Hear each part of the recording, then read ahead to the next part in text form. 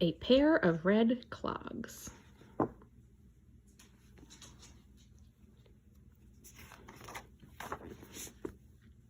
A pair of old cracked wooden clogs. I found them last night in a storeroom of my house when I was looking for a box to send a new pair of clogs to my little granddaughter. The new pair is painted with red lacquer and they shine beautifully. The old pair is also painted with red lacquer and they too shone beautifully when they were new. When the old pair was new, I was as young as my granddaughter is now. One evening, when I was as young as my granddaughter is now, I went shopping with my mother. In the small town in the country where we lived, there were many stores along the main street. At the end of the street, there was a small tobacco shop with a red painted post box in front. I loved to go into this shop because wooden clogs were sold there too. I was going to choose a pair of them to wear to school starting the next day. Just one pair. There were many clogs of many colors. A black pair, 2 blue pairs, 3 yellow pairs, 4 red pairs, 5 white pairs, and many, many more than that. All were ranged in order on wooden stands under the light. Behind the stands, there were other shelves with other pairs of wooden clogs. The blue ones would be nice when I wear my blue dress, I thought. But the yellow ones would also be nice.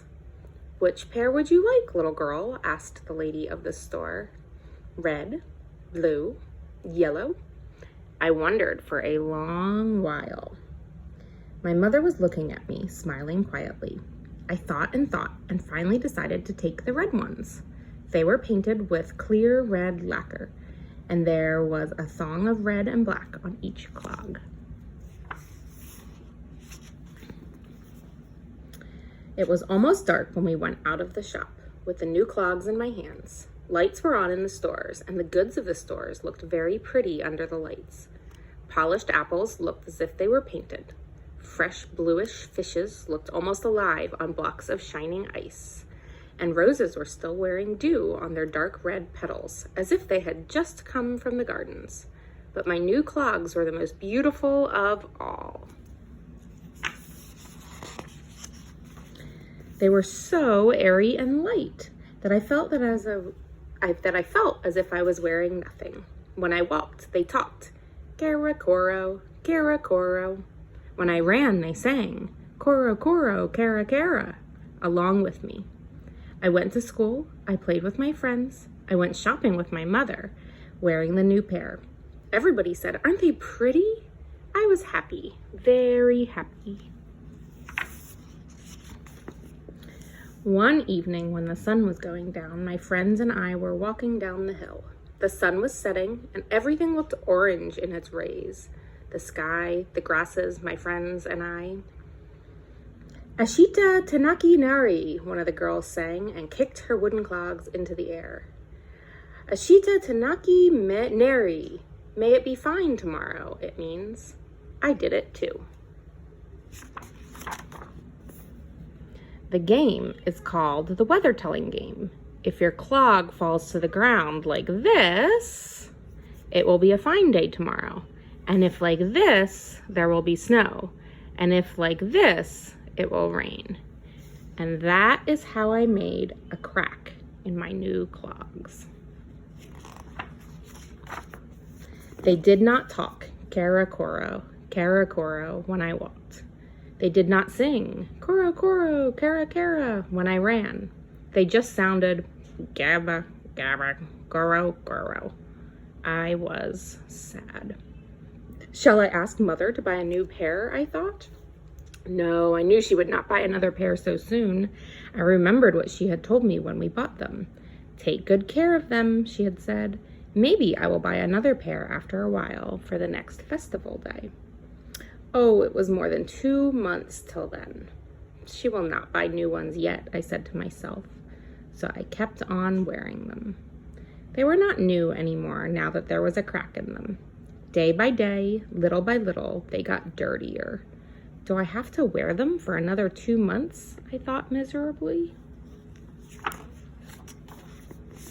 I thought, and I had a bright idea. Suppose Suppose this pair got very, very dirty. Then Mother could not help buying a new pair because she wouldn't like me to look dirty among the others. Let's make this pair very dirty, I decided.